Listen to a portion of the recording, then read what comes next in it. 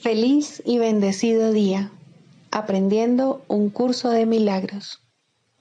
El secreto de la verdadera oración es olvidarte de las cosas que crees necesitar.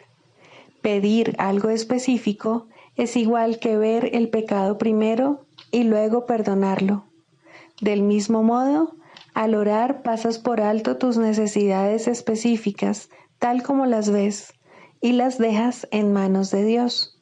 Ahí se convierten en los regalos que le haces, pues le dicen que no antepondrás otros dioses a Él, ni que quieres otro amor que el suyo. Este libro es un comienzo, no un final. Del prefacio, que postula, párrafo 5. El mundo que vemos refleja simplemente nuestro marco de referencia interno, las ideas predominantes, los deseos y las emociones que albergan nuestras mentes. La proyección da lugar a la percepción. Primero miramos en nuestro interior y decidimos qué clase de mundo queremos ver. Luego proyectamos ese mundo afuera y hacemos que sea real para nosotros tal como lo vemos. Hacemos que sea real mediante las interpretaciones que hacemos de lo que estamos viendo. Si nos valemos de la percepción para justificar nuestros propios errores, nuestra ira, nuestros impulsos agresivos, nuestra falta de amor en cualquier forma que se manifieste, veremos un mundo lleno de maldad, destrucción, malicia, envidia y desesperación. Tenemos que aprender a perdonar todo esto, no porque al hacerlo seamos buenos o caritativos, sino porque lo que vemos no es real. Hemos distorsionado el mundo con nuestras absurdas defensas y por lo tanto estamos viendo lo que no está ahí. A medida que aprendamos a reconocer nuestros errores de percepción, aprenderemos también a pasarlos por alto, es decir, a perdonarlos. Al mismo tiempo nos perdonaremos al mirar más allá de los conceptos distorsionados que tenemos de nosotros mismos y ver el ser que Dios creó en nosotros como nosotros. Introducción. Este es un curso de milagros. Es un curso obligatorio. Solo el momento en que decides tomarlo es voluntario. Tener libre albedrío no quiere decir que tú mismo puedas establecer el plan de estudios. Significa únicamente que puedes elegir lo que quieres aprender en cualquier momento dado. Este curso no pretende enseñar el significado del amor, pues eso está más allá de lo que se puede enseñar. Pretende, no obstante, despejar los obstáculos que impiden experimentar la presencia del amor, el cual es tu herencia natural. Lo opuesto al amor es el miedo, pero aquello que todo lo abarca no puede tener opuestos. Este curso puede, por lo tanto, resumirse muy simplemente de la siguiente manera.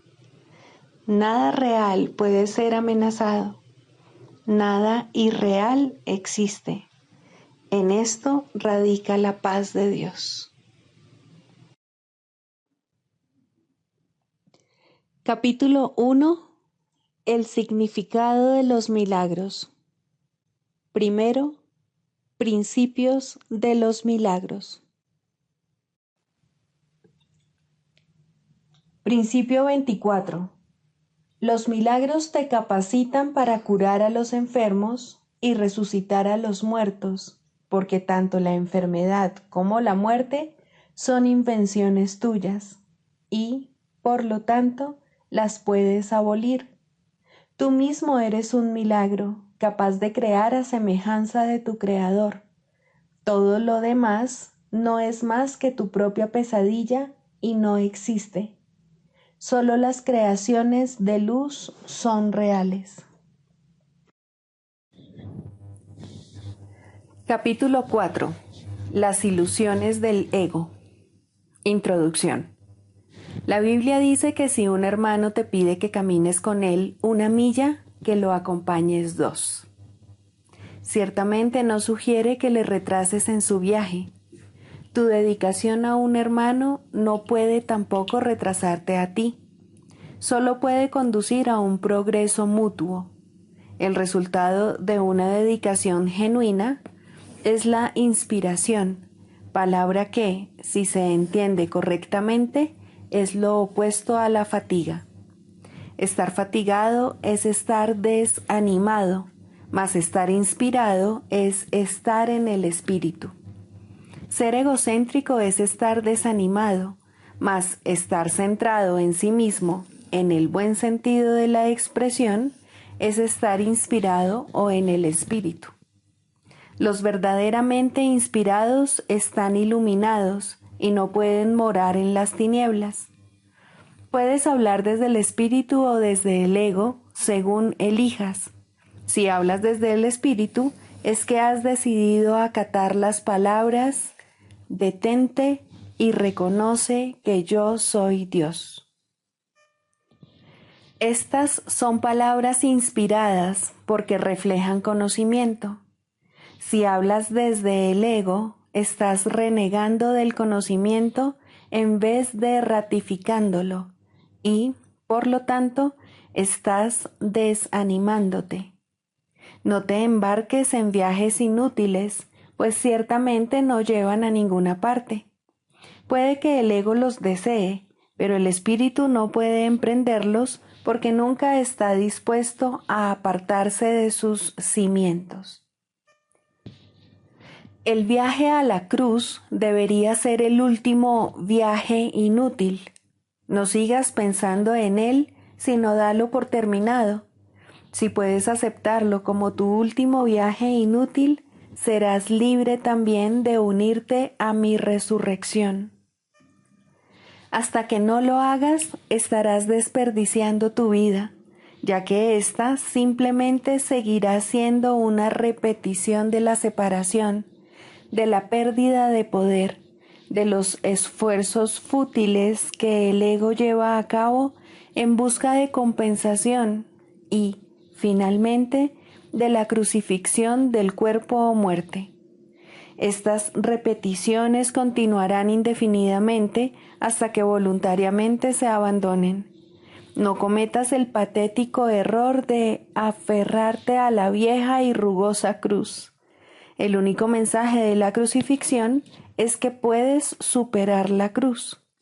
Hasta que no la superes, eres libre de seguir crucificándote tan a menudo como quieras.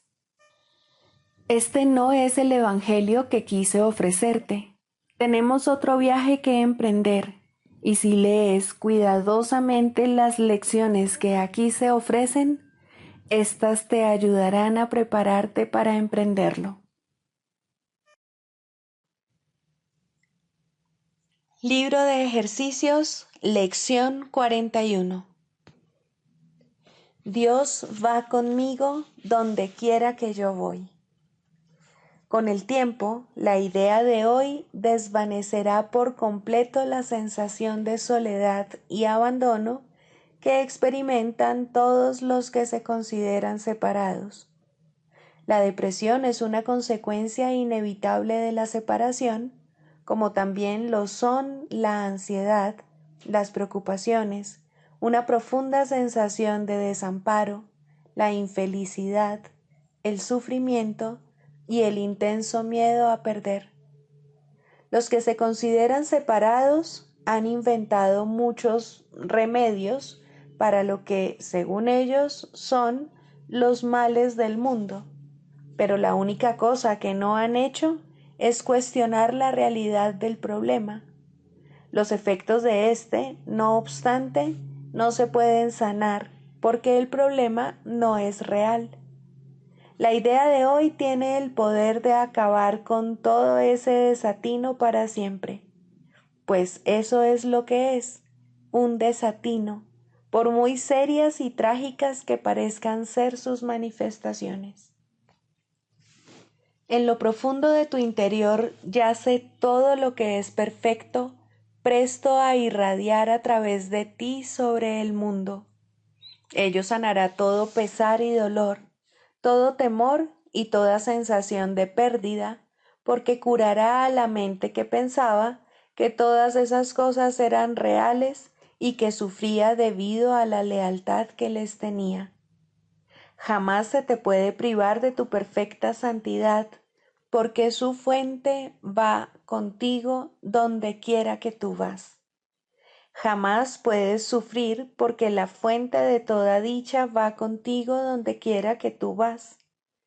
Jamás puedes estar solo, porque la fuente de toda vida va contigo donde quiera que tú vas. Nada puede destruir tu paz mental, porque Dios va contigo donde quiera que tú vas. Comprendemos que no creas nada de esto. ¿Cómo ibas a creerlo cuando la verdad se halla oculta en lo profundo de tu interior, bajo una pesada nube de pensamientos dementes, densos y turbios, que representan, no obstante, todo lo que ves? Hoy intentaremos por primera vez atravesar esa oscura y pesada nube y llegar a la luz que se encuentra más allá.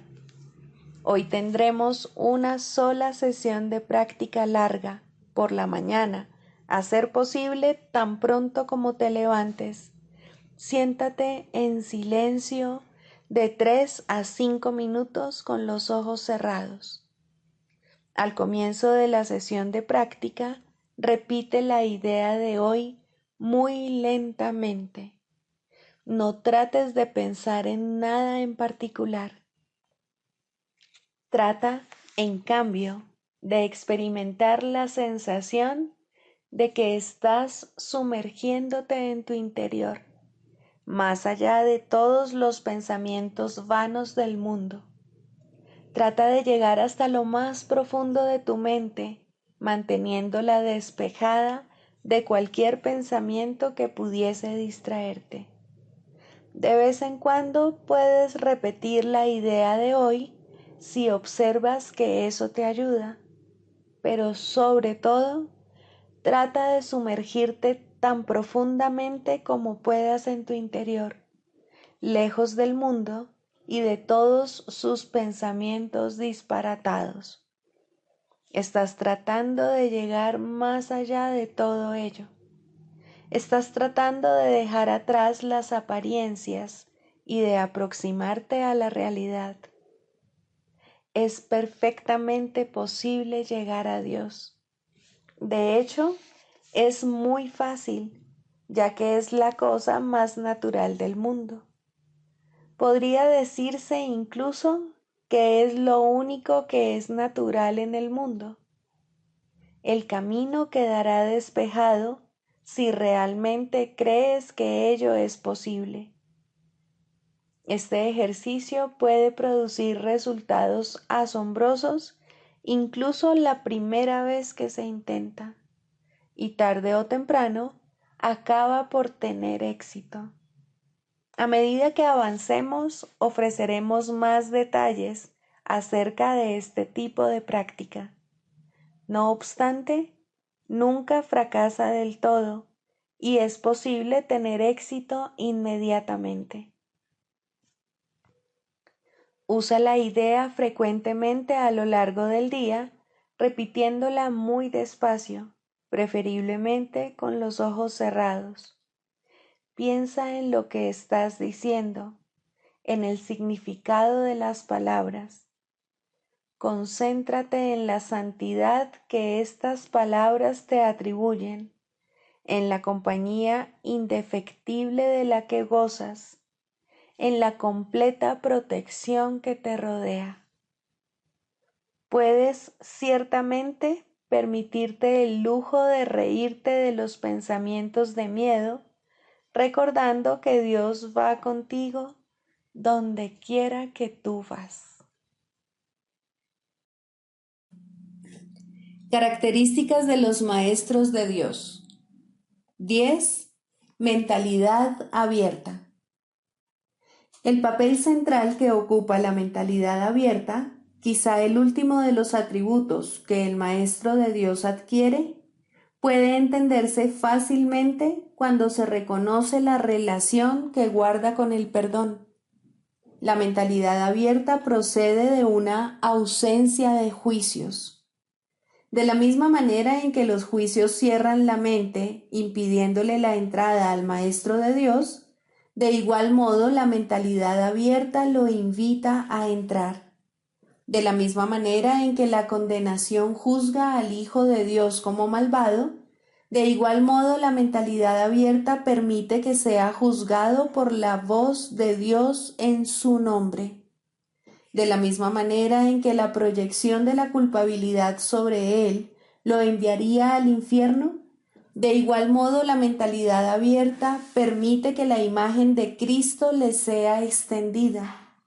Solo aquellos que tienen una mentalidad abierta pueden estar en paz, pues son los únicos que ven razones para ello.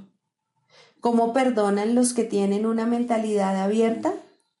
Han renunciado a todas las cosas que les impediría perdonar.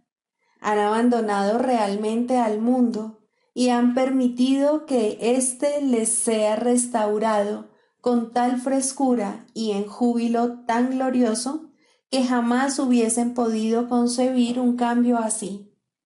Nada es ahora como era antes. Todo lo que antes parecía opaco y sin vida, ahora no hace sino refulgir. Lo que es más, todas las cosas les dan la bienvenida, ya que ha desaparecido toda sensación de amenaza. Ya no quedan tinieblas que oculten la faz de Cristo. Ya se ha logrado el objetivo. El perdón es la meta final del programa de estudios, pues allana el camino para lo que se encuentra más allá de todo aprendizaje. El programa de estudios no hace ningún esfuerzo por excederse de su verdadero objetivo. El perdón es su único objetivo, en el cual converge en última instancia todo aprendizaje. Ciertamente eso es suficiente. Habrás notado que la lista de atributos de los maestros de Dios no incluye las características que constituyen la herencia del Hijo de Dios. Términos tales como amor, inocencia, perfección, conocimiento y verdad eterna no aparecen en este contexto, pues no serían apropiados aquí. Lo que Dios ha dado está tan remotamente alejado de nuestro programa de estudios que el aprendizaje no puede sino desaparecer ante su presencia. Sin embargo, mientras su presencia esté velada, el enfoque ha de centrarse necesariamente en el programa de estudios. La función de los maestros de Dios es llevar al mundo el verdadero aprendizaje. Propiamente dicho, lo que llevan es un desaprendizaje, que es a lo único que se le puede llamar verdadero aprendizaje en este mundo. A los maestros de Dios se les ha encomendado la función de llevar al mundo las buenas nuevas del completo perdón. Bienaventurados son en verdad, pues son los portadores de la salvación. Manual para el maestro. Pregunta 10. ¿Cómo se deja de juzgar? Los juicios, al igual que los demás mecanismos mediante los cuales se mantiene vigente el mundo de las ilusiones, es algo que el mundo no entiende en absoluto. De hecho, se les confunde con la sabiduría y se usan como sustituto de la verdad. Tal como el mundo usa el término, un individuo es capaz de tener buen juicio o mal juicio, y su educación tiene como objeto reforzar el primero y minimizar el segundo. Existe, no obstante, una gran confusión con respecto a lo que significan esas categorías. Lo que es buen juicio para uno es malo para otro. Lo que es más, una misma persona puede clasificar la misma acción como muestra de buen juicio en una ocasión y de mal juicio en otra. Tampoco puede enseñarse realmente un criterio consistente para determinar lo que son estas categorías. En cualquier momento, el estudiante puede estar en desacuerdo con lo que su supuesto maestro dice acerca de ellas, o el maestro mismo puede ser inconsistente en lo que cree. Buen juicio en este contexto no significa nada, mal juicio tampoco. Es necesario que el maestro de Dios se dé cuenta, no de que no debe juzgar, sino de que no puede. Al renunciar a los juicios, renuncia simplemente a lo que nunca tuvo. Renuncia a una ilusión, o mejor dicho, tiene la ilusión de renunciar a algo.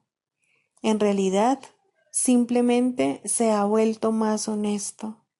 Al reconocer que nunca le fue posible juzgar, deja de intentarlo. Esto no es un sacrificio. Por el contrario, se pone en una posición en la que el juicio puede tener lugar a través de él, en lugar de ser algo que él emite por su cuenta. Y este juicio no es ni bueno ni malo, es el único juicio que existe y es solo uno. El Hijo de Dios es inocente y el pecado no existe. El objetivo de nuestro programa, a diferencia del objetivo del aprendizaje del mundo, es el reconocimiento de que juzgar en el sentido usual es imposible. Esto no es una opinión, sino un hecho. Para poder juzgar cualquier cosa correctamente, uno tendría que ser consciente de una gama inconcebiblemente vasta de cosas pasadas, presentes y por venir. Uno tendría que reconocer de antemano todos los efectos que sus juicios podrían tener sobre todas las personas y sobre todas las cosas que de alguna manera estén involucradas en ellos. Y tendría que estar seguro de que no hay distorsión alguna en su percepción para que sus juicios fuesen completamente justos con todos sobre los que han de recaer ahora o sobre los que hayan de recaer en el futuro. ¿Quién puede hacer eso? ¿Quién, excepto en delirios de grandeza, pretendería ser capaz de todo esto? ¿Recuerdas cuántas veces pensaste que estabas al tanto de todos los hechos que necesitabas para juzgar algo y cuán equivocado estabas? ¿Quién no ha tenido esta experiencia? ¿Tienes idea de cuántas veces pensaste que tenías razón sin jamás darte cuenta de que estabas equivocado? ¿Por qué habrías de querer usar una base tan arbitraria para tomar tus decisiones? Formar juicios no es muestra de sabiduría. La renuncia a todo juicio lo es. Forma, pues, un solo juicio más, y es este. Hay alguien a tu lado cuyo juicio es perfecto. Él conoce todos los hechos, pasados, presentes y por venir. Conoce los efectos que sus juicios han de tener sobre todas las personas y sobre todas las cosas que de alguna manera estén involucradas. Y Él es absolutamente justo con todos, pues en su percepción no hay distorsiones. Abandona, por lo tanto, todo juicio, no con pesar, sino con un suspiro de gratitud. Ahora estás libre de una carga tan pesada que solo podría haberte hecho tambalear y caer debajo de ella. Y todo era una ilusión, nada más. Ahora el Maestro de Dios puede levantarse aliviado y marchar hacia adelante con paso ligero, mas este no es su único beneficio. Su sensación de preocupación ha desaparecido, pues no tiene ninguna razón para ello.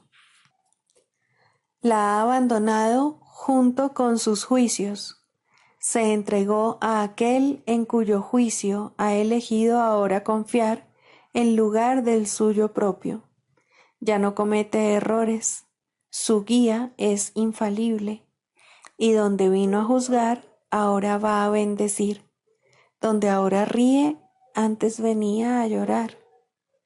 No es difícil renunciar a los juicios, lo que sí es difícil es aferrarse a ellos.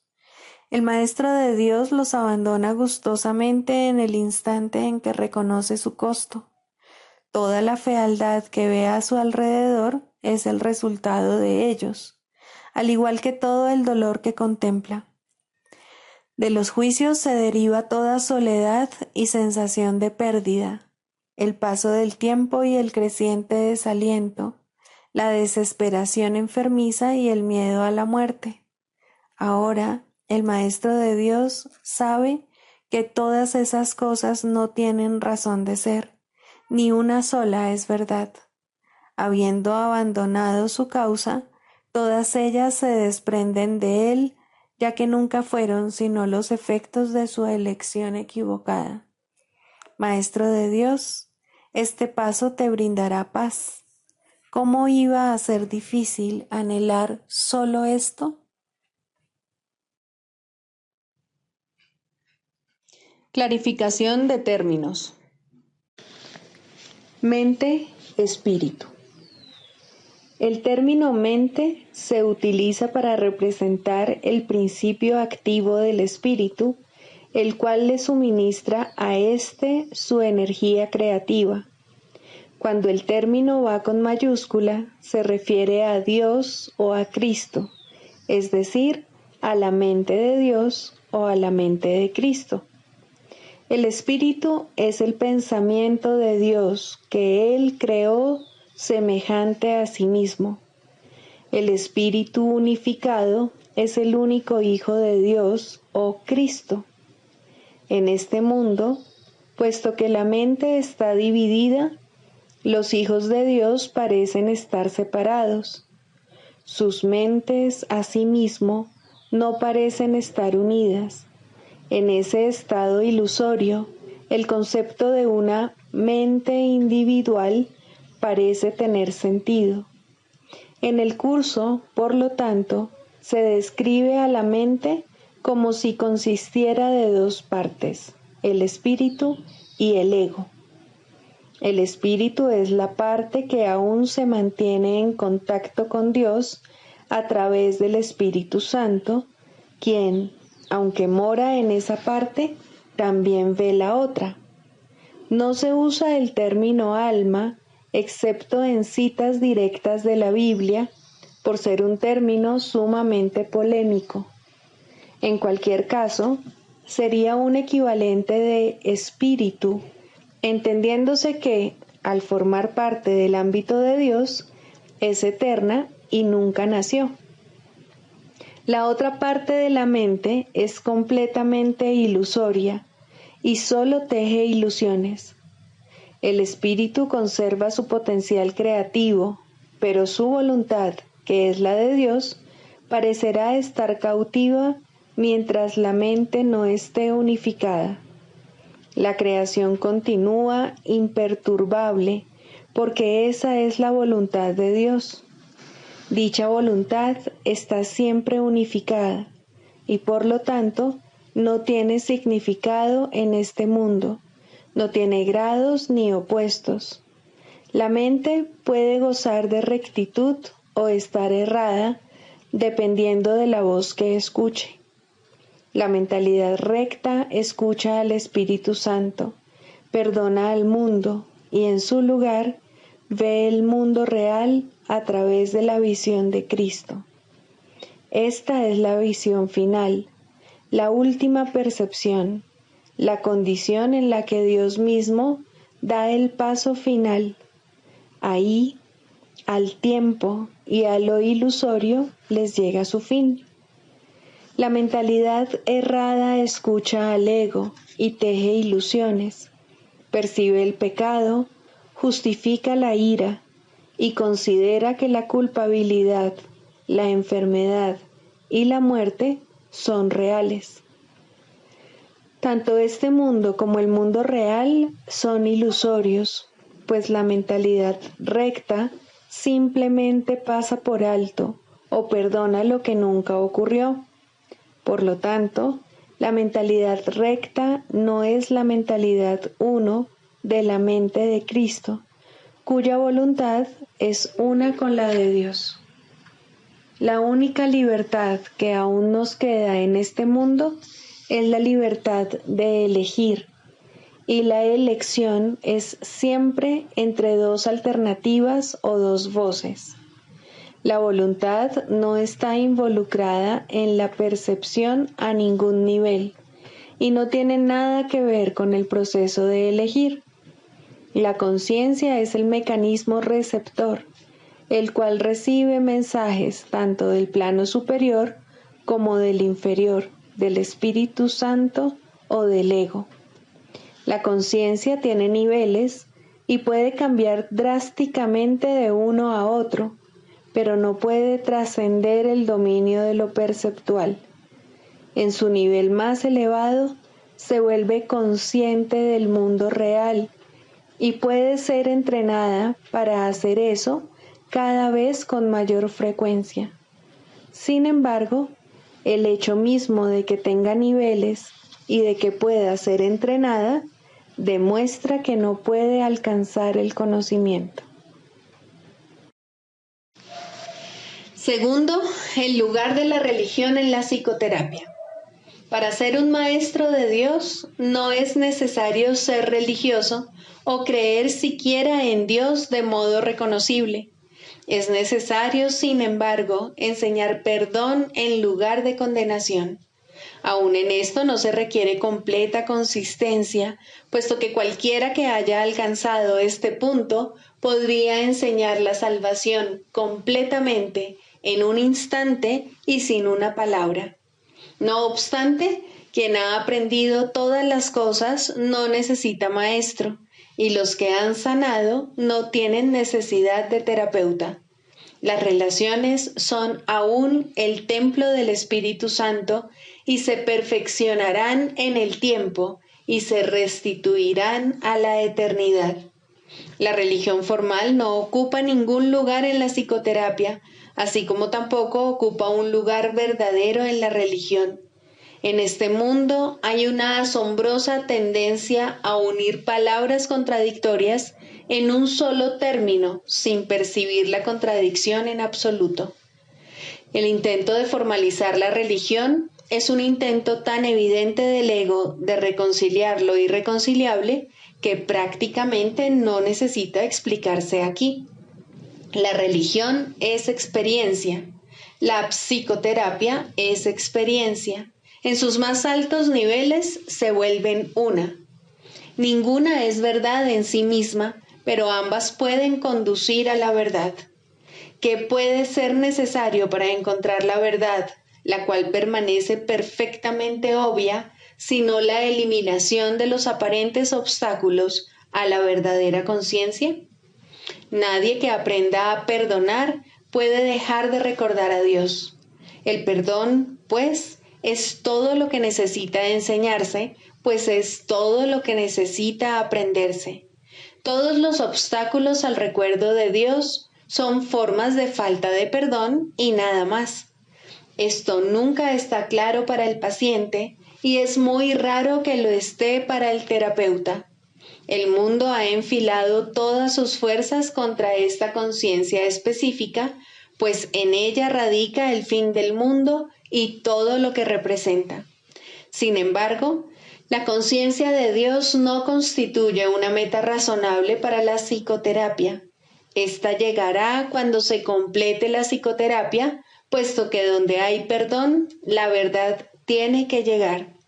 Sería injusto, en verdad, si la creencia en Dios fuera necesaria para el éxito terapéutico. La creencia en Dios tampoco es un concepto significativo, puesto que a Dios solo puede conocérsele. La creencia implica que la no creencia es posible, pero el conocimiento de Dios no tiene opuesto verdadero. No conocer a Dios es no tener ningún conocimiento, y es a esto a lo que conduce toda falta de perdón. Y sin el conocimiento, uno solo puede tener creencia. Diferentes ayudas de aprendizaje resultan atractivas para gente diferente.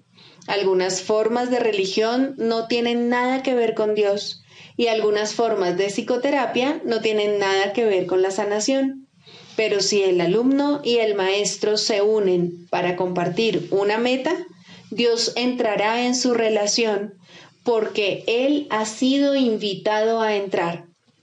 De la misma manera, una unión de propósito entre el paciente y el terapeuta restituye al predominio el lugar de Dios, primero a través de la visión de Cristo y luego a través de la memoria de Dios mismo. El proceso de la psicoterapia es el regreso a la cordura. Profesor y alumno, terapeuta y paciente, están todos locos o de lo contrario no estarían aquí. Juntos pueden encontrar un camino de salida, puesto que nadie encontrará la cordura solo. Si la sanación es una invitación a que Dios entre en su reino, ¿qué importa la manera como está escrita la invitación? ¿Importa el papel, la tinta o el bolígrafo? ¿O es el que escribe el que extiende la invitación? Dios llega a todos los que quieren restituir su mundo, pues han encontrado la manera de llamarlo. Si dos se unen, Él tiene que estar ahí. Cual sea su propósito, no importa, pero tienen que compartirlo completamente para que tengan éxito. Es imposible compartir una meta sin la bendición de Cristo, pues lo que no se ve a través de sus ojos está demasiado fragmentado para que tenga sentido. De la misma manera que la verdadera religión sana, la verdadera psicoterapia debe ser religiosa, pero ambas tienen muchas formas, pues ningún buen maestro utiliza la misma aproximación con todos los alumnos. Por el contrario, escucha pacientemente a cada uno y lo deja formular su propio currículo, no la meta de éste, sino la manera como puede alcanzar mejor la meta que se propone. Tal vez el maestro no piensa en Dios como parte de la enseñanza. Tal vez el psicoterapeuta no entiende que la sanación procede de Dios. Pueden tener éxito allí donde fallan muchos que creen que han encontrado a Dios. ¿Qué tiene que hacer el maestro para asegurar el aprendizaje? ¿Qué tiene que hacer el terapeuta para conseguir la sanación? Solo una cosa, el mismo requisito que la salvación pide de todos. Cada uno debe compartir una meta con alguien más y al hacerla, perder todo sentido de intereses separados. Solo cuando se hace esto es posible trascender los estrechos límites que el ego quiere imponerle al yo. Solo al hacer esto, maestro y alumno, terapeuta y paciente, tú y yo podemos aceptar la expiación y aprender a darla tal como se recibió.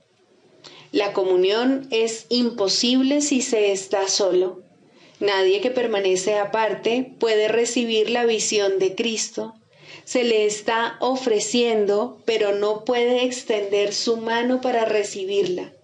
Que se aquiete y reconozca que la necesidad de su hermano es la suya propia, y que entonces satisfaga la necesidad de su hermano como suya y vea que éstas se satisfacen como si fueran una sola, porque lo son. ¿Qué es la religión sino un instrumento para ayudarle a ver que esto es así? ¿Y qué es la psicoterapia sino una ayuda en esa misma dirección precisamente?